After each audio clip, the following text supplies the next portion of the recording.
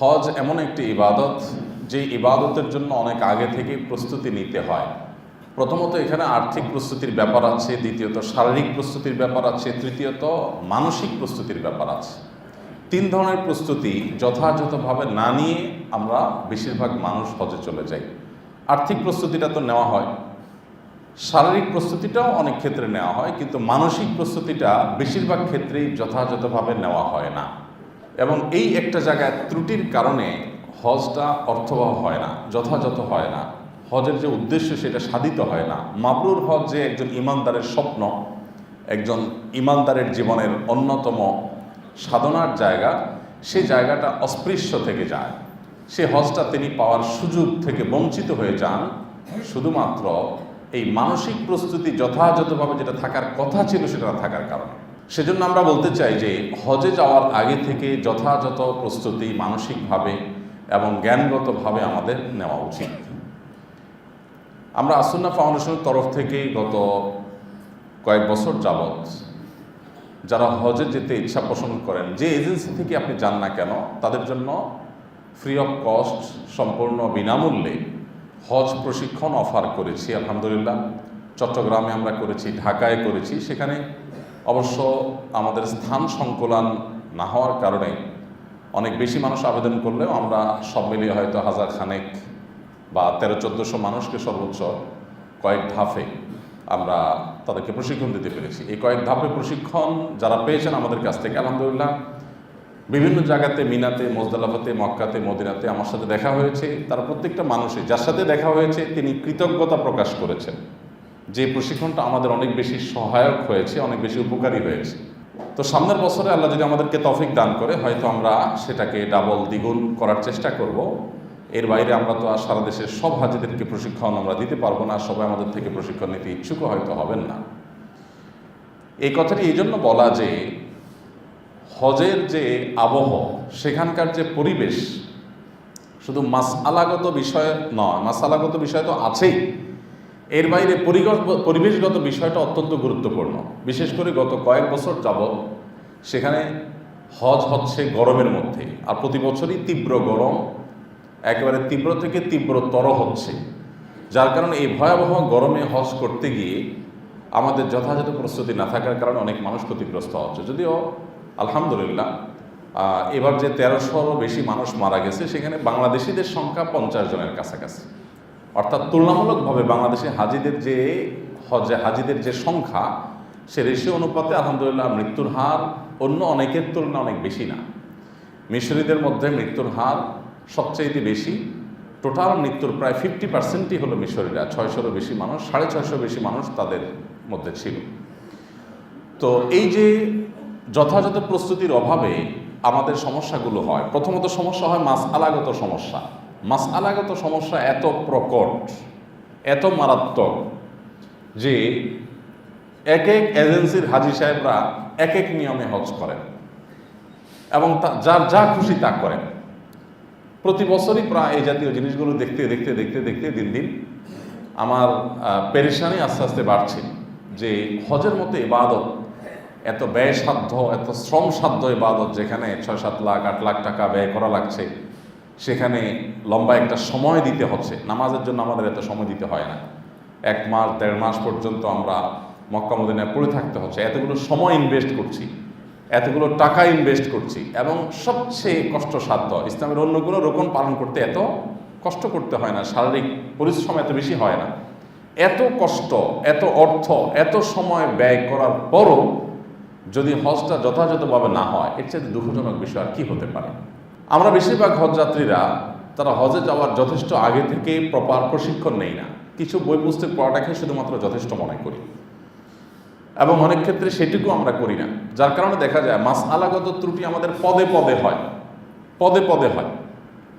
এবং আমাদের যেহেতু আসুন্নাহ ফাউন্ডেশনের তরফ থেকে হজযাত্রীদের জন্য একটা হোয়াটসঅ্যাপ গ্রুপ খোলা হয়েছে, যে কেউ সেখানে প্রশ্ন করতে পারেন, প্রশ্ন উত্তর নিতে পারেন। সেখানে এত বিচিত্র সব প্রশ্ন এসেছে, এবং আমরা যখন হজের সফরে ছিলাম আমাদের কাছে এত বিচিত্র সব প্রশ্ন এসেছে যে সেগুলো দেখে বোঝা যায় যে এই আল্লাহর বান্দারা হজে আসার আগে মিনিমাম প্রস্তুতিটুকু পর্যন্ত তারা নেন নাই। শুধুমাত্র থালা, গটি, বাটি, কাপড় চোপড় কী নেবেন এই প্রস্তুতিটা নিলেন। মাসালাগত প্রস্তুতি নিলেন না, তাহলে হজটা যথাযথভাবে আদায় হবে না। এমন এমন উদ্ভট কর্মকাণ্ড আমাদের দেশি ভাইয়েরা হজের মধ্যে করে বসে থাকেন যে এটা হজ সম্পর্কে একেবারে মিনিমাম ধারণা থাকা মানুষও করতে পারেন না, একেবারে সাধারণ ধারণা থাকা মানুষও করতে পারেন না। এমনও হয়েছে যে আরাফাতের ময়দানেই ঢুকেন নেই, যেটা হজের সবচেয়ে বড় এবং মেইন প্রধান কাজ। এমনও হয়েছে যে আরাফাতের ময়দান থেকে সূর্য ডুবার পর যাওয়া ওয়াজিব, সেই ওয়াজিব তরক করে আরাফাতের থেকে সূর্য ডুবার আগে বের হয়ে গেছে, এরপর আমাকে জিজ্ঞেস করছেন ভাই এখন কি হবে। এইভাবে পদে পদে সমস্যা আমাদের হজযাত্রীদের দেখা গেছে। তো এই জন্য ভাই আমার অনুরোধ যে যথাযথ প্রশিক্ষণ যথেষ্ট আগে থেকে আপনারা নিয়ে তারপরে হজে যাওয়ার চিন্তা করবেন ইনশাআল্লাহ, তাহলে হজ আপনার অর্থবহ হবে। আবার এদিকে পরিবেশগত যে ব্যাপার থাকে সেটা হলো যে আমাদের দেশের পুলিশ এবং সে দেশের পুলিশের আচরণ ভিন্নতর হবে। একে তো এই ২০-২৫ লক্ষ মানুষের মুভমেন্ট ৪-৫ দিনের মধ্যে এক জায়গা থেকে আরেক জায়গা, রাতে এক জায়গা, দিনে এক জায়গায়, সকালে এক জায়গা, বিকালে এক জায়গা, ২০ লক্ষ মানুষ একসাথে যখন মুভমেন্ট করে এটা সামলানোটা এমনি হিমশিম খেতে হয়, কঠিন হয়, কষ্টসাধ্য হয়। দ্বিতীয়ত সৌদি আরবের রাজনৈতিক যে প্রেক্ষাপট, তাদের দেশ যেই নিয়মে পরিচালিত হয়, আমাদের গণতান্ত্রিক দেশ, আমাদের দেশ একই নিয়মে পরিচালিত হয়। আমাদের দেশে হাজী সাহেবরা আশা করেন যে সেখানে পুলিশের সামনে, আমাদের পুলিশের সামনে যেরকম আমাদের প্রতিবাদ করার সাংবিধানিক অধিকার থাকে, সেখানে বোধহয় প্রতিবাদ করার কোনো সাংবিধানিক অধিকার, প্রতিবাদ করতে যায় উল্টা বেজ্জত টেজ্জত হয়ে তারপর চলে আসতে হয়, এরপরে পুরো হজেই তার ডিপ্রেশনে কাটাইতে হয়। তো ওখানকার পরিবেশটা কি, পরিস্থিতিটা কি, এগুলো যথাযথভাবে জানাটাও হজের একটা যথাযথ প্রস্তুতির অংশ, সেটা আমাদের নেওয়া দরকার। মাসআলাগত যে ত্রুটিগুলো হয়ে থাকে তার মধ্যে একটা বড় ত্রুটি হলো আমাদের হজযাত্রীদের, বিশেষ করে মা বোনদের ব্যাপারে আমরা দেখেছি যে তাদের পর্দার ব্যাপারে সবচেয়ে বেশি গুরুত্বহীন, এত বেশি অবহেলা পর্দার ব্যাপারে যে মিনাতে, মুজদালিফাতে, আরাফাতে, এমনকি আপনার মক্কা মদিনার হোটেলেও দেখা যায় পর্দার ব্যাপারে পুরুষরাও দায়িত্বশীল না, মহিলারাও দায়িত্বশীল না। হোটেলে যে সমস্যাটা হয় সেটা হলো যে শেয়ারিং রুমে দেখা যাচ্ছে একটা রুমে 3 জন বা 4 জন মহিলা আছে। তো আপনার মা, আপনার বোন কিংবা আপনার স্ত্রী কেউ হয়তো সে শেয়ারিং রুমে আছেন, আপনি সেখানে যে দরজা ঠেলে ঢুকে যাচ্ছেন, সেখানে আরও অন্যান্য মহিলারা আছে। এই কমন সেন্সটুকু আমি দেখেছি, শত শত হজযাত্রীরা আছেন, শিক্ষিত মানুষ, প্রতিষ্ঠিত মানুষ, কিন্তু কমন সেন্সটুকু নেই, অন্যান্য মেয়েদের প্রাইভেসি নষ্ট করছেন, চলে যাচ্ছেন সেখানে, অথবা দরজা ঠেলা দিয়ে উকি মারছেন। আমি তো একজনকে রীতিমতো উকি মারতে গেছে আর তাকে দাঁড়ায়া রীতিমতো ধমক দিয়ে বসাইতে হয়েছে, এরকম বিশ্রীভাবে উকি মারছিলেন তিনি কোনো অসৎ উদ্দেশ্যে উকি মেরেছেন তা না, কিন্তু তার কমন সেন্সের অভাব বা কোনো দেশের জ্ঞানের অভাব, যে অন্য ফ্যামিলির মেয়েরা এখানে আছে, এখানে আমি উকি মারতে পারি না, কিন্তু সেখানে দরজা ঠেলে উনি উকি মারছেন। তার স্ত্রীর সাথে, তার মা বা বোন, তার পরিবারের যে মহিলা আছে তার সাথে কথা বলবেন। অনেকে কথা বলতে গিয়ে দরজা এমনভাবে দাঁড়িয়ে কথা বলছেন যে ভেতরে মহিলারা তাদের পোশাক আশাকে তাদের মতো করে তারা আছে, সেগুলো সব রাস্তা থেকে বা করিডোর থেকে দেখা যাচ্ছে। তো পর্দার ব্যাপারে আমরা সবাই হজের ট্রেনিংটাতে নেই, পর্দার ট্রেনিংটা নেই। পর্দার মাসআলাটা সাধারণত হজের ট্রেনিংয়ে আলোচনাও হয় না, আমরা নিজেরাও যে খুব বেশি আলোচনা করছি তা না। তো আমার তিক্ত অভিজ্ঞতা হয়েছে, সামনে থেকে আমরা হয়তো বিষয়ে খুব বেশি সতর্ক করতে পারবো মানুষদেরকে। আরাফাতে বেশিরভাগ তাঁবুগুলোতে দেখা গেছে যে মহিলার পুরুষ সব এক জায়গায়, একটা তাঁবুর মধ্যেই, মানে একটা রুমের মধ্যেই মহিলারাও শুয়ে আছে, পুরুষরাও শুয়ে আছে। মুজদালিফাতে এটা তো নিয়ন্ত্রণ করার মতো সুযোগই নেই, সেখানে যে তাঁবুর সিস্টেমই নেই, যার কারণে সেখানে সবাই একটা একটা কার্পেট নিয়ে যার যার মতো করে নিজস্ব সতর্কতা অবলম্বন করে। কিন্তু এখানে দেখা যায় 200-250 মানুষ, এর ভিতরে 100 মহিলা, 200 পুরুষ, সব ফ্ল্যাট বিছানা। তো সেখানে এজেন্সির যারা দায়িত্বশীল আছেন তারা যে উদ্যোগ নেবেন, তারা যে একটু পর্দা দিবেন, মহিলাদের পর্দা বিষয়টা খেয়াল করবেন, এগুলো ম্যাক্সিমাম এজেন্সির লোকজন করে না। এজেন্সির লোকজনের কাজ হলো বাস দিয়ে নিয়ে গেছে, নিয়ে আসছে, জায়গা মতো পৌঁছা দিছে, দায়িত্ব শেষ হয়ে গেছে, বাস কিল্লা ফতে। পর্দা থাকলো কি গেল এটা তাদের দেখা দেখি নাই। হাজী সাহেবরা যারা হজ করতে যান তারাও বুঝেন না। অনেক পুরুষরা আছে মহিলাদের টয়লেটের ওখানে গিয়ে দাঁড়ায় দাঁড়ায় আলাপ করতেছে, গল্প করতেছে, তার সামনে অন্য মহিলারা উজু করছে, তাদের হাত মুখ খুলতে হচ্ছে, তাদের কাপড় চোপড় শর্টকাট করে সংক্ষিপ্ত করে তাদের ওয়াশরুমে যেতে হচ্ছে, সেখানে যায় দাঁড়ায় আছে বেহায়ের মতো বহু হজযাত্রী, 1 জন 2 জন না, শত শত। আবার অনেক মহিলারাও আছে যে স্বামীর সাথে আলাপের নাম দিয়া পুরুষদের তাঁবুর এখানে এসে তিনি পর্দা লঙ্ঘন করছেন। এটা রীতিমতো আমাদের দেশে হজযাত্রীদের মধ্যে মহামারীর আকার ধারণ করেছে। এবং হজে যে পর্দার বিধান মানতে হয়, এটা আমরা অনেকে মনে করি বোধহয় হজের ক্ষেত্রে পর্দার বিধানের শিথিলতা আছে। কারণ অনেক দেশে মেয়েরা আছে যে দেশে মেয়েরা আসলে পর্দাই করে না, তারা হজে এসেও ওই রকমই থাকে। তো ওইগুলো দেখে আমার দেশের পর্দানশীল মেয়েরাও হয়তো মনে করে কেউ কেউ যে বোধহয় এখানে আসলে পর্দার করে শিথিলতা আছে, তাহলে আরাবিয়ান মেয়েরা, ইরানি তুরানি মেয়েরা তারা কেন এরকম খোলামেলা আছে। তো এই জন্য এই বিষয়টা খুবই গুরুত্বপূর্ণ যে আমরা হজে যাওয়ার আগে পর্দার বিধিবিধানগুলো খুব ভালো করে জেনে নিব। বিশেষ করে যে সমস্ত কারণে আমাদের হজ নষ্ট হয়ে যেতে পারে, সেই কারণগুলোর ভিতরে একটা বড় কারণ হলো এই পর্দাহীনতা বা পর্দার ত্রুটি। তো এই জন্য এই বিষয়টাকে আমরা খুব বেশি ইনশাল্লাহ খেয়াল রাখবো এবং খুব বেশি মনোযোগ দিব, যাতে করে কোনো অবস্থাতেই পর্দাহীনতার এই বিষয়টি, এই ব্যাধিটা আমাদেরকে পেয়ে না বসে।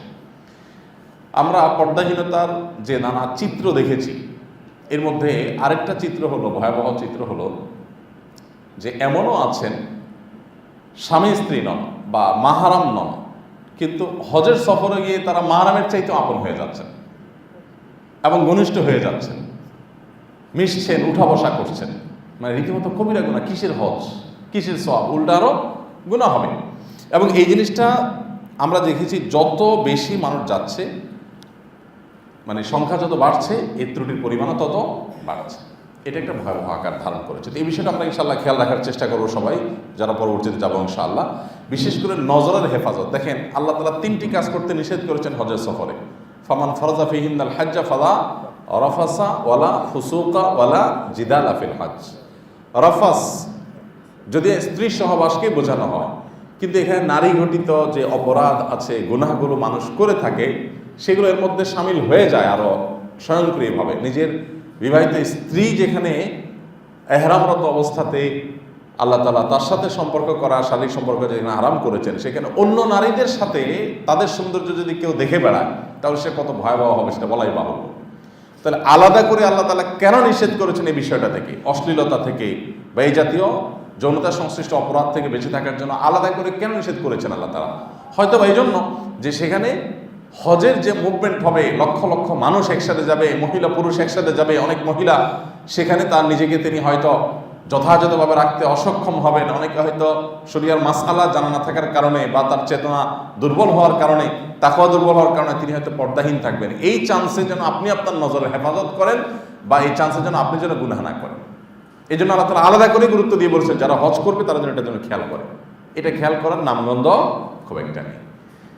উল্টা বরং দেখা যায় যে ইচ্ছাকৃতভাবে সেখানে অনেকে গেট টুগেদারের একটা সুযোগ পেয়ে যান মনে হয়, এরকম একটা ব্যাপার স্যাপার। আল্লাহ তাআলা আমাদেরকে হেফাজত থাকার তৌফিক দান করুন। যারা হজ এজেন্সি আছেন তাদের কর্তব্য, হজ এজেন্সিগুলো বা হজ এজেন্সির মালিকগুলো তারা যেন হজ যাত্রীদেরকে আগে থেকে এই বিষয়গুলো সতর্ক করেন এবং আল্লাহর ভয় দেন। আমরা বিশেষ করে অজুখানাতে, তারপরে মিনাতে, মুজদালিফাতে, তাবুতে, আরাফাতের ময়দানের মতো জায়গা, সেখানে আমরা দেখেছি যে ঢলাঢলি করে কোনো প্রকার পর্দা বাজ বিচার নেই, একেবারে মাখামাখি করে মানুষ সেখানে থাকছে। কিসের ইবাদত হচ্ছে? রীতিমতো তামাশা। এই জন্য যারা ভবিষ্যতে যাবেন ইনশাআল্লাহ সতর্ক থাকবেন। আরেকটা গুরুত্বপূর্ণ বিষয় যেটি আমাদের হজকে নষ্ট করে দিচ্ছে, সেটি হলো সেলফির রোগ। সেলফি আর ভিডিও, ছবি তোলা, এটা দিন দিন এমন একটা পর্যায়ে ধারণ করেছে, বিশেষ করে এইবার আমার কাছে মনে হয়েছে যে রীতিমতো এই লোকগুলো মনে হয় অসুস্থ। আমার কাছে মনে হয়েছে যে ব্যাধিগ্রস্ত রীতিমতো। শখ করে একটা ছবি মোবাইলে তুলে রাখলো, আবার একটা দৃশ্য, মদিনার একটা দৃশ্য, এটা একটা বিষয় যে স্মৃতির জন্য একটা ছবি সে তুলে রাখলো, মসজিদের ছবি, কাবাঘরের ছবি, এটা একটা বিষয়। কিন্তু প্রত্যেকটা জায়গায় কিছু লোক যে ইবাদতের চাইতে তাদের মোবাইল বেশি আগায় যায়, আল্লাহর কাছে দোয়াতে হাত ওঠার আগে মোবাইল উঠে যায়। বুঝে আসছে কথা? প্রত্যেকটা জায়গাতে। এবং দেখা যায় যে তওয়াফরত অবস্থায় তারা সেলফি তুলছে, ভিডিও করছে, লাইভ করছে, মিনা মুজদালিফাতে করছে, সাফা মারওয়াতে করছে, দোয়া কবুলের জায়গাগুলোতে করছে, গুরুত্বপূর্ণ জায়গাগুলোতে করছে। অনেকে তওয়াফরত অবস্থাতে আমার সাথে সেলফি তুলতে আসে, তখন যে কি কষ্ট লাগে, মানে কি যে ব্যথা হয় তখন, যে এত কষ্ট করে দোয়ার একটা পরিবেশ মনের ভিতরে তৈরি করছি, মাত্র ফুল ফেজে আসছি, এখন তো দোয়াটা শুরু করব, আর এসে যখন দাঁতটা বের করে বলে ভাই একটা ছবি তুলি, তখন মুড মেজাজটা ঠিক রাখা খুব কঠিন হয়ে যায়। অনেক কষ্ট করে বলি ভাই এই জায়গায় এসে যেখানে আল্লাহর দিকে রুজু হবেন, সর্বান্তঃকরণে আল্লাহ ছাড়া আর কাউকে স্মরণ করবেন না, সেখানে এসে বান্দার দিকে মনোনিবেশ করে ফেলছেন, অন্য কিছু আপনাকে আকৃষ্ট করে ফেলছে। কত দুঃখজনক বিষয়। সবচেয়ে খারাপ লেগেছে আমার কাছে যেটা, প্রতি বছরই দেখি, কিন্তু এই বছর আমার কাছে একটু বেশিই মনে হলো, হয়তো আমার চোখে বেশি পড়েছে, সেটা হলো যে নবী করিম সাল্লাল্লাহু আলাইহি সাল্লামের কবর জিয়ারত করতে গিয়ে যেই হারে মোবাইলে ভিডিও করা হয়, যেই হারে ছবি তোলা হয়, যতজন ভিজিটর আছে, আমার মনে হয় 50%-এর বেশি মানুষের হাতে মোবাইল কিনা কি জানে, মানে এত বেশি মোবাইল উঠে মনে হয় যে প্রায় সবার হাতে মোবাইল। যেখানে রাসূল আকরাম সাল্লাল্লাহু আলাইহি সাল্লামের কবরের কাছে গিয়ে কান্নার রোল পড়ে যাওয়ার কথা, একজন ইমানদার তার প্রিয় নবী সাল্লাল্লাহু আলাইহি সাল্লামকে জীবদ্দশা দেখার সুযোগ হয় নাই, তার নবী সাল্লাল্লাহু আলাইহি সাল্লাম দুনিয়া থেকে চলে গেছেন, তার শাফাআত, তার সুপারিশ তার নাজাতের কারণ হতে পারে, তার কবরের পাশে সালাম পেশ করা এটা তার নাজাতের কারণ হতে পারে, যেখানে আবু বকর ওমর রাদিয়াল্লাহু তাআলা শুয়ে আছেন, যেখানে নবী সাল্লাল্লাহু আলাইহি সাল্লাম শুয়ে আছেন, যেখানে তার আবেগের সবটুকুন ঢেলে দেওয়ার কথা, যেখানে তার চোখ দিয়ে ছলছল করে পানি পড়তে পড়তে দুরূদ প্রেরণ করার কথা, সেখানে সে সহাস্য বদনে এবং হাসি মুখে সে সেলফি ভিডিও করছে, তামাশা করছে। আপনারা অবাক হবেন, নবী করিম সাল্লাল্লাহু আলাইহি ওয়াসাল্লাম একটা হাদিস 1400 বছর আগে তিনি বলে গেছেন। দেখেন আজকের পরিস্থিতিতে মিলালে মনে হয় যে আজকের পরিস্থিতির জন্য তিনি বলেছেন। তার হাদিসের অলৌকিকত্ব দেখেন। তিনি বলেছেন, লা তাত্তাখিযুল কবরি ঈদা, তোমরা আমার কবরকে ঈদ বা উৎসবের উপলক্ষে পরিণত করো না। আমার কবরকে তোমরা উৎসবের উপলক্ষে পরিণত করিও না। যে হারে আমরা এখন ছবি ভিডিও করছি, লাইভ করছি, এবং নবী সাল্লাল্লাহু আলাইহি ওয়াসাল্লামের কবর জিয়ারত করতে গিয়ে যেভাবে আমরা উৎসব মুখর একটা পরিবেশ তৈরি করছি, তাতে নবী করিম সাল্লাল্লাহু আলাইহি ওয়াসাল্লাম সেই হাদিসটার কথা আমার স্মরণ হলো যে তিনি তখনই বলে গেছেন, কবরস্থানে কেউ তো উৎসব করতে যায় না, যায় সাধারণত আমাদের দেশে যে ওরস টোরস হয়, দেখেন আপনারা, কোনো পীর সাহেব মারা গেছেন, কোনো ব্যক্তি মারা গেছেন, তার কবরের ওখানে ওরস হয়। ওরসে সাধারণত কি হয়? ডোল তবলা, গান বাজনা, খাওয়া দাওয়া, ফুর্তি, কেনাকাটা, আপনার বিভিন্ন রকমের কি বলে মেলা করা, উৎসব করা, ফুর্তি করা, জুয়ার আসর করা, এগুলো হয়। তো নবী করিম সাল্লাল্লাহু আলাইহি সাল্লামের কবরে তো উম্মত যাবে মলিন মুখে, নবী সাল্লাল্লাহু আলাইহি সাল্লামের কবরে তো উম্মত যাবে হলো চোখের পানি ছলছল করবে, তার হৃদয় নিংড়ানো ভালোবাসা এটা উঠলে উঠবে, এই অবস্থায় সে যাবে। কিন্তু নবী করিম সাল্লাল্লাহু আলাইহি সাল্লাম সেই তখনই আঁচ করতে পেরেছেন, আল্লাহ তাআলা ওহীর মাধ্যমে তাকে জানিয়েছেন যে এরকম পরিস্থিতি হতে পারে, তিনি সেজন্য সাবধান করেছেন, আমার কবরকে তোমরা উৎসবে পরিণত করিও না। এখন এই মোবাইল বাজদের, ছবি শিকারীদের এবং ভিডিও বাজি করা মানুষদের নবী সাল্লাল্লাহু আলাইহি ওয়াসাল্লাম কবর রওজার কাছে গিয়ে যেভাবে সেলফি বাজি করছে, আমার কাছে মনে হচ্ছে যে সেই হাদিসটারই প্রতিফলন ঘটছে কিনা, যে আমরা নবী সাল্লাল্লাহু আলাইহি ওয়াসাল্লামের কবরের কাছে ফুর্তি করতে যাচ্ছি, যে আমি ভিডিও করে দেখাচ্ছি মানুষকে, নিজের বাকাওয়াত জাহির করছি। অনেকে বলবেন নবীর মহব্বতে আমি ছবি ভিডিও করছি। নবীর মহব্বতে না, এটা লাইক কমেন্টের মহব্বতে, যে এটা দেবো তাহলে আমার ফেসবুকে রিচ বাড়বে, অনেকে বলবে ওয়াও মাশাআল্লাহ তুমি তাহলে মদিনা গেছো, মাশাআল্লাহ মাশাআল্লাহ, আমার একটা ভাব জাহির হবে। উদ্দেশ্য যাই হোক না কেন, এই কাজ কোনো অবস্থাতেই সঠিক হতে পারে না। আরেকটা এখানে সূক্ষ্ম দিক আছে, এটা মার্কাজ দাওয়ার মাওলানা আব্দুল মালিক সাহেব হাফিজাহুল্লাহ বরাতে এক ভাই আমাকে বলেছেন, পয়েন্টটা আমার কাছে খুবই গুরুত্বপূর্ণ মনে হয়েছে। সেটি হলো প্রিয় নবী সাল্লাল্লাহু আলাইহি ওয়াসাল্লামের যে কবর, এটা কোথায় আছে আমরা জানি। এই কবরটা মূলত আম্মা জান আয়েশা রাদিয়াল্লাহু আনহার বাসা, তার ব্যক্তিগত গৃহ, ঘরের অভ্যন্তর, সেখানেই কবর হয়েছে। কারণ নবী সাল্লাল্লাহু আলাইহি ওয়াসাল্লামের মৃত্যু হয়েছে আয়েশা রাদিয়াল্লাহু আনহার ঘরে, আর নবীদের মৃত্যু যেখানে হয় সেখানেই তাদের কবরের নির্দেশনা, এটা নবীদের জন্য স্পেশাল। অন্য সবাই সাধারণ কবরস্থানে হলো নবীরা যেখানে মৃত্যু হয় ওনাদের ওখানে দাফন হয়। তো আয়েশা রাদিয়াল্লাহু আনহার বাসা যদি মৃত্যু হয়েছে, ওখানে তার দাফন হয়েছে। এখন নবী করিম সাল্লাল্লাহু আলাইহি সাল্লামের কবরের এই জায়গাটা মূলত আয়েশা রাদিয়াল্লাহু আনহার বাসা। সাধারণত কারোর বাসা বাড়ি, সেটা যদি কোনো মহিলা মানুষ হয় তাহলে তো আরও গুরুত্বপূর্ণ, তার বাসা বাড়িতে উকি দেওয়া এটা ভয়ঙ্কর অপরাধ, ভয়ঙ্কর গুনাহের কথা। কারণ মানুষের বাসা বাড়িতে উকি দেওয়া মানে তার প্রাইভেসি নষ্ট করা। নবী করিম সাল্লাল্লাহু আলাইহি সাল্লামের হাদিসে এও বলা আছে, কেউ যদি কারোর বাসা বাড়িতে উকি দেয় তাহলে তার অপরাধের মাত্রাটা এত ভয়াবহ যে তার চোখ তুলে ফেলার মতো অপরাধ সে করে।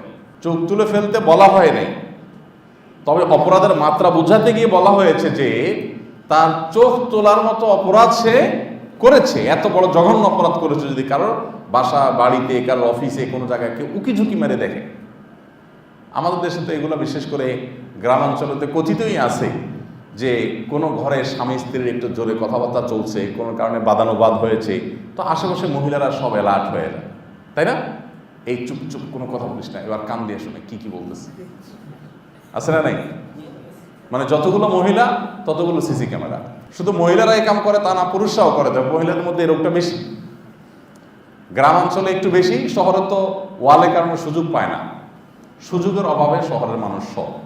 বাকি গ্রামের মানুষের যেহেতু সুযোগটা থাকে, এই জন্য কাঁচা ঘর, টিনের ঘর হলে একটু জোরে আওয়াজ হচ্ছে স্বামী স্ত্রীর বা শাশুড়ির সাথে বৌমার, তো সাথে সাথে আশেপাশের সমস্ত মহিলাগুলো সব অ্যালার্ট হয়ে যায়, এই সব চুপ চুপ দেখি কি চলছে, কান পেতে শুনে কোনো রকম একটা দুর্বল পয়েন্ট পাইলেই হলো, এবার ওইটা মার্কেটিং শুরু হয়ে যায়। ভাইরা আমার, ব্যক্তিগত বিষয়গুলোকে ইসলাম কত গুরুত্বের সাথে দেখে। নবী করিম সাল্লাল্লাহু আলাইহি ওয়াসাল্লাম বলেছেন, ইজা হাদ্দাসা রাজুলু ফালতাফাতা ফাহি আমানা। কোন ব্যক্তি কারোর সাথে কথা বলেছে, কথা বলার পর সেখান থেকে সে যদি সরে যায়, তাহলে এই কথা তার কাছে আমানত হয়ে যায়, এটা সে আর কারোর কাছে বলে বেড়ানোর অধিকার নাই। আজকাল তো এমন একটা পর্যায়ে আসছি আমরা, সোশ্যাল মিডিয়াতে, ফেসবুকে কয়েকদিন পর পরই মানুষের ইনবক্সের লেখা জোখা, ইনবক্সের বক্তব্য, এগুলো ভাইরাল হয় না? আমানত। আপনার সাথে ইনবক্সে কেউ কোনো আলাপ আলোচনা করেছে, কোনো জাতীয় স্বার্থ না থাকলে আপনি তার সাথে মনোমালিন্য হয়েছে, এবার ইনবক্সের লেখাজোখা এগুলোকে স্ক্রিনশট আপনি বাহিরে প্রকাশ শুরু করে দেন, এটা প্রাইভেসি লঙ্ঘন হয়। তো নবী করিম সাল্লাল্লাহু আলাইহি সাল্লামের যে ঘর, কবর, এটা যদি আজলাত ঘর, এমনিতে সাধারণ ঘরে উকিমালা যদি এত বড় অপরাধ হয়, সেখানে নবী করিম সাল্লাল্লাহু আলাইহি সাল্লামের কবর, যেটা আম্মাজান আয়েশার ঘর, নবী সাল্লাল্লাহু আলাইহি সাল্লামের স্ত্রীর ঘর, সেখানে উকি মারাটার অপরাধের মাত্রা কত বেশি হতে পারে? আমি কি বুঝাতে পারছি বিষয়টা? আপনি রাসূল সাল্লাল্লাহু আলাইহি ওয়াসাল্লামের কবর জিয়ারত করতে যাচ্ছেন, প্রত্যেকটা মানুষকে দেখবেন এভাবে উকি মারে, ভিতরে কি আছে এটা দেখা দেখির চেষ্টা করে। যদিও রাসূল আকরাম সাল্লাল্লাহু আলাইহি ওয়াসাল্লামের কবর, ওখান থেকে দেখা যাওয়ার কোনো সুযোগ নেই, গ্রিল আছে, কিন্তু গ্রিল থেকে, গ্রিলের পাশেই যে কবর তা না, এখানে ওয়াল আছে, তারপরে যায় কবর, দেখার তো সুযোগ নাই, উল্টা বরং উকিঝুঁকি করে নিজের আমলটা নষ্ট করে। নবী সাল্লাল্লাহু আলাইহি ওয়াসাল্লামের কবর জিয়ারত করে সওয়াব পাওয়ার চাইতে বরং গুনাহ হচ্ছে। প্রত্যেকটা পদে পদে এভাবে মানুষ গুনাহগার হচ্ছে। শুধু তাই নয়, হজ যাত্রীরা হজ করতে যান, হজ করে তিনি কি নিয়ে আসেন, আল্লাহর মহব্বত তার মধ্যে আদৌ আছে কিনা, সেটা তাকে টানে কিনা, এগুলো বোঝার কোনো উপায় নেই। হোটেলগুলোতে যে পরিমাণ আড্ডা বসে, রুমগুলোতে যে পরিমাণ আড্ডা জমে, রাজনৈতিক আলাপ, অর্থনৈতিক আলাপ, ব্যবসায়িক আলাপ সালাপ, বিশেষ করে বাংলাদেশের হজ যাত্রীদের বড় অংশ থাকে মেসফালা। আর মেসফালা যারা থাকে, এই অঞ্চলে হাজার হাজার বাংলাদেশি হাজিদের আমার হিসাবে 70 থেকে 80% হাজি নামাজ পড়ে হয় হোটেলে আর না হলে রাস্তায়। হারামে যাইতে একটু কষ্ট হয়, পুলিশ ঘুরাই দেয়, ওই কষ্টটা করতে রাজি না, বেশিরভাগ মানুষ রাস্তাতে দাঁড়ায় যায়। কেউ কেউ মাসালা জিগায়, ভাই হোটেলের রুম থেকে ওই জামাতে শরীক হওয়া যাবে না? তাই বলে আমরা দেশ থেকেও শরীক হলে তো আরো সহজ হইত, আর এত কষ্ট করে আসাই লাগতো না। এত টাকা খরচ করে গেছে, হোটেল থেকে একটু হেঁটে হারাম পর্যন্ত যাবে, সেটার জন্য প্রস্তুত না। শুধু সেটাই না, এত দুঃখজনক অধ্যায় এবং এত দুঃখজনক বাস্তবতা চোখের সামনে আসে যে গত রমজানে আমার সাথে একই ফ্লাইটে এক ভাই ফিরছিলেন ওমরা করে। তো আমি দেখলাম যে আমার সামনে, আমার পাশের সিটে উনি বসা, মুখে মাশাআল্লাহ চাঁদ দাঁড়িয়ে আছে, দেখলাম ভরা দাড়ি, গায়ে পাঞ্জাবি আছে, ওমরা করে ফিরতেছেন। পুরা পথ উনি খুব নোংরা একটা ফিল্ম দেখতে দেখতে আসলেন, ঠিক আমার সামনে, এমনভাবে যে একদম আমার চোখ পড়াল। পুরা পথ কান থেকে ওটা সরালেনই না, উনি সেই জিকির করতে করতে আসলেন। এবার আমরা আমাদের সাথে দেখছি যে এক বৃদ্ধ মহিলা এবং বৃদ্ধ পুরুষ, তারাও একই কাজ করলেন। মাশাআল্লাহ, মহিলা আবার হিজাব পরা, অবাক লাগলো আমার কাছে। এবং হাজিদের যে ফিতা, ওটা গলা দেওয়া আছে, তার মানে তিনি হজযাত্রী বোঝাই যাচ্ছে। তো তারাও স্বামী স্ত্রী দুইজনই একবারে পুরা পথ ফিল্ম দেখতে দেখতে তারা আসলেন। তারা গেছেন হজ করতে, আসতেছেন কি দেখতে দেখতে? ফিল্ম দেখতে দেখতে। ভাইরা আমার, মানে এরকম সব বিচিত্র অভিজ্ঞতা, যে সেটা দেখে আমার কাছে মনে হয় যে হজটাকে আমরা অনেকটা তামাশায় পরিণত করে ফেলেছি আমাদের দেশে। ছেলে মেয়ের হয়তো টাকা পয়সা আছে, বাপ মারা টাকা পয়সা দিয়ে পাঠিয়ে দিয়েছে, হজের কোনো গরজ তার মধ্যে নাই, কোনো ব্যথা দরদ তার মধ্যে নাই, শুধু যাওয়া দরকার, গেছে এবং তামাশা করে আসছে। তো আমরা যারা পরবর্তীতে হজ করবো, আমরা এই বিষয়গুলোকে খুব লক্ষ্য রাখবো। আল্লাহ তাআলা আমাদেরকে এগুলো থেকে বেঁচে থাকার তৌফিক দান করুন। তৃতীয় যে পয়েন্টটা বলবো তা হলো, হজ্জে মাবরুর হবে তখন যে হজে আপনি মানুষকে খাদ্য দান করবেন, মানুষের উপকার করবেন, কোনো হজ যাত্রীর ভালো কোনো কাজে আসবেন, তার কোনো কষ্ট দিবেন না। কিন্তু হজ যাত্রীদের মধ্যে ঠেলাঠেলি করাটাকে একটা ইবাদত মনে করা হয়, মনে হয় যে ঠেলে সামনে আগে যাও। তওয়াফ করছেন আপনি, হাঁটেন না, সবাইকে ঠেলে ঠেলে আপনার ভেঙে ভেঙে সামনের দিকে চলে যেতে হবে, মানুষকে ধাক্কায় ধাক্কায়, এরকম একটা প্রবণতা। এগুলো আফ্রিকান হাজিরা তারা অনেকেই করে, আমার দেশে হাজিরাও করে। মহিলা নাই, পুরুষ নাই, কোনো দেখা দেখি নাই এবং কোনো বাস বিচার নাই। তো এই কারণে আমাদের হজ অর্থবহ হয় না এবং হজে মাবরুর হয় না। হজে আপনি আর কিচ্ছু করতে না পারেন, কোনো কিচ্ছু করতে না পারেন, মৌলিক ফরজ এবং ওয়াজিবগুলো শুধু আদায় করছেন, সুন্নতগুলো পালন করছেন, অতিরিক্ত নফল আমল, নফল তওয়াবও করতে পারছেন না। আপনি শুধু একটা কাজ করেন যে আপনার দ্বারা কোনো হজ যাত্রী কষ্ট যেন না হয়, বাস। আপনার নাজাতের জন্য বেশি কিছু লাগবে না ইনশাল্লাহ। মাবরুর হজ হওয়ার জন্য একটা পয়েন্ট যথেষ্ট, যে আমি কাউকে কোনো কষ্ট দেব না। কেন আল্লাহ বলেছেন লা জিদালা, হজের মধ্যে কোনো ঝগড়াঝাটি যেন না হয়, কেউ যেন ঝগড়াঝাটি না করে নিষেধ করেছেন। কারণ আপনি নিজেকে নিয়ন্ত্রণ করার শিক্ষা নিতে হবে। আমরা নামাজ যখন দাঁড়াই, অনেক সময় নামাজ দাঁড়ালে আমাদের চোখের এরিয়াতে এমন কিছু হয় যেটা দেখে মেজাজ গরম হয়, মনে চায় কিছু একটা বলি বা করি, কিন্তু করতে পারি না। কেন? কারণ আমি নামাজে আছি। ঠিক একইভাবে আমি হজে আছি, এই কারণে আমি কারোর প্রতি কোনো রূঢ় আচরণ করবো না। ম্যাক্সিমাম হজযাত্রীরা দেখা যায় যে এই ক্ষেত্রে ঠেলাঠেলি করা, এবার বন্দি করতেছে, রোনাজারি করতেছে, দোয়া করতেছে, কিন্তু রাস্তায় যাচ্ছে, তওয়াফে যাচ্ছে, মিনা থেকে, মুজদালিফা থেকে, আরাফাত থেকে এক জায়গাতে আর জায়গায় যাচ্ছে, রাস্তাঘাটে মানুষকে কষ্ট দিচ্ছে, মানুষের অধিকার নষ্ট করছে। এমনকি দেখেছি আমি যে এবার বিশেষ করে মানুষের মৃত্যুর হার যে অনেক বেশি, সেটার প্রধান কারণ ছিল হিট স্ট্রোক, গরমের কারণে। এত বেশি গরম ছিল যে এই গরমে আসলে অনেকে সহ্য করতে পারে না। যদিও মৃত ব্যক্তিদের মধ্যে বেশিরভাগ লোকরাই ইলিগাল হাজি ছিল, অর্থাৎ হজের পারমিট তাদের ছিল না। তো হজের পারমিট না থাকার কারণে কি হয়েছে, হাজিদের যে সুবিধা, তাবু, এসি, এগুলো তারা পায় নাই। তো বেশি সময় রোদের মধ্যে থাকতে থাকতে শরীরের পানির শূন্যতা হইতে হইতে চরম আকারে গিয়ে তারা মৃত্যুর মুখে পতিত হয়েছে। প্রায় 6 শতাধিক মানুষ এভাবে মৃত্যুবরণ করেছে সৌদি সরকারের বর্ণনা অনুযায়ী। তো যাই হোক, তো এই যে পানির সংকট, এই পানির সংকটে আমি দেখেছি যে অনেক হাজি সাহেবের কাছে 3 বোতল 4 বোতল পানি আছে, এখানে আরেকজনের প্রাণ ওষ্ঠাগত মরে যাচ্ছে, কিন্তু একটু পানি সেখানে দিচ্ছে না। কি হজ করতে গেছে আমার বুঝেই আসে না, যেটা কোন ধরনের হজ। আপনি আল্লাহর বান্দা কষ্ট পাচ্ছে, পানি চাচ্ছে, আপনার কাছে 3-4 বোতল আছে, আপনি চিন্তা করতেছেন যে আমার তো লাগবে, তো আপনার লাগলে 1 বোতল লাগবে। মানুষ একদিন বাঁচার জন্য তো 1 বোতল যথেষ্ট হয়, 2 বোতল, সামনে আবার পানি তো কোথাও না কোথাও পাবেন। এই মুহূর্তে একটা লোকের ইমার্জেন্সি, 1টা বোতল সেখানে দিচ্ছে না। সবাই যে এরকম তা না, অনেকে দিয়েছেন আলহামদুলিল্লাহ, কিন্তু অনেককে দেখা গেছে তারা এইটুকু স্যাক্রিফাইস করতে রাজি ছিলেন না। এই জন্য ভাইরা, হজকে অর্থবহ করবার জন্য প্রথমত যথাযথ প্রশিক্ষণ করে যাবেন, প্রশিক্ষণ নিয়ে যাবেন, সেখানকার পরিবেশ এবং মাসআলাগত দিকগুলো সবগুলোকে পুঙ্খানুপুঙ্খরূপে জেনে যাবেন, চ্যালেঞ্জেসগুলো ভালো করে বুঝে যাবেন যে চ্যালেঞ্জগুলো কী কী থাকবে, এগুলো সব মাথায় রেখে যাবেন। দ্বিতীয়ত, পর্দার বিষয়টাকে বিশেষভাবে, চোখের হেফাজত পুরুষরা আর মহিলা তাদের সৌন্দর্যের হেফাজত, পর্দার হেফাজত, এই দুটো জিনিস করার সংকল্প করে তারপরে হজের জন্য মুভ করবেন। তৃতীয়ত, আমরা যখন হজে যাওয়ার নিয়ত করবো ইনশাআল্লাহ, আগে থেকে আমরা পাক্কা নিয়ত করে নিব, কোনো সেলফিবাজি, কোনো ভিডিওবাজি, কোনো আপনার লাইভবাজি, এ সমস্ত তামাশা করে হজের মতো ইবাদতকে হাস্যকর একটা নিছক পর্যটনে আমরা পরিণত করব না। এই চেষ্টা আমরা করবো ইনশাআল্লাহ। আর সর্বশেষ যে পয়েন্টটি বললাম তা হলো, পুরো হজের সফর জুড়ে কিভাবে মানুষ উপকার করা যায়, সহযাত্রীর উপকার করা যায়, একটু স্যাক্রিফাইস করা যায়। আমার অন্য কোনো আমল নাই, আল্লাহকে বলবো, আল্লাহ তোমার হজ যাত্রীরা তোমার মেহমানদের আমি একটু হেল্প করার চেষ্টা করেছি, আমার সিটটা ছেড়ে দিয়েছি, আমি তার একজনের ব্যাগটা আগায় দিয়েছি, আমার একটা পানির বোতল ছিল সেটা আমি শেয়ার করেছি, আমি যতটুকু পেরেছি মানুষকে ঠেলাঠেলি করি নাই, ধাক্কাধাক্কি করি নাই, আরেকজনকে ছেড়ে দিয়েছি, আমি নিজে জায়গা নিতে চাই নাই। তো এইভাবে যদি আমরা চেষ্টা করি ইনশাআল্লাহ বেদিল্লাহ, হয়তো অর্থবহ একটা হজ করা আল্লাহ তাআলা আমাদেরকে তৌফিক দিবেন। আল্লাহ তাআলা আমাদের সবাইকে জীবনে একবার হলে বাইতুল্লাহ হাজিরা দেওয়ার তৌফিক দান করুন। এবং সেই সাথে সেখানকার যে দিন দিন যে তীব্র গরম চরম আকারে পৌঁছাচ্ছে, সেখানে কর্তৃপক্ষেরও অনেক দায়িত্ব আছে। কারণ হাজি সাহেবদের মধ্যে যারা টিন শেড দিয়ে আসতে পারছে মুজদালিফা থেকে, তাদের তুলনামূলকভাবে টিন শেডটা অনেক উপরে থাকে। টিন শেডের 2 পাশে বড় বড় ফ্যানে বাতাস ছাড়া হয়, পানি মারা হয়, ছিটানো হয় গায়ে, এবং ঠান্ডা পানির জন্য টুকটাক কিছু আপনার ফিল্টারের ব্যবস্থা থাকে। কিন্তু ম্যাক্সিমাম হাজি সাহেবরাই এই রোডে ঢোকার সুযোগ পান নাই, পুলিশ বাধ্য করেছে তাদেরকে ডানে বা বিভিন্ন রোডে চলে যেতে। সেই রোডগুলো তাঁবুর মধ্যখানে। 2015 সালে মিনা দুর্ঘটনায় যে শত শত মানুষ মারা গেছে, ঠিক দুর্ঘটনার মাঝখানে আমি ছিলাম, এবং আমার সাথে থাকা কুষ্টিয়ার এক ট্যাক্সি চালক ভাই, তিনি মারা গেলেন।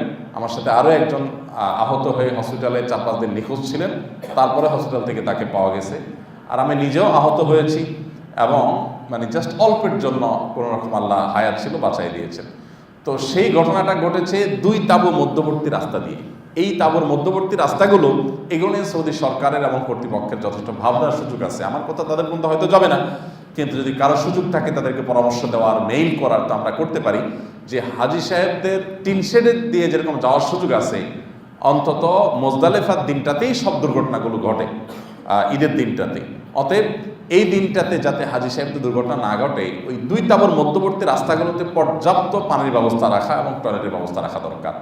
সম্ভব হলে ছায়ার ব্যবস্থা রাখা দরকার। এখানে এত উত্তপ্ত গরম থাকে, মনে হচ্ছে জ্বলন্ত আগুনের মধ্য দিয়ে ঘন্টায় ঘন্টা যদি অসুস্থ মানুষ চলতে থাকে, হার্টের রোগী চলতে থাকে, তো তার মৃত্যু ছাড়া কোনো উপায় আসলে থাকেই না।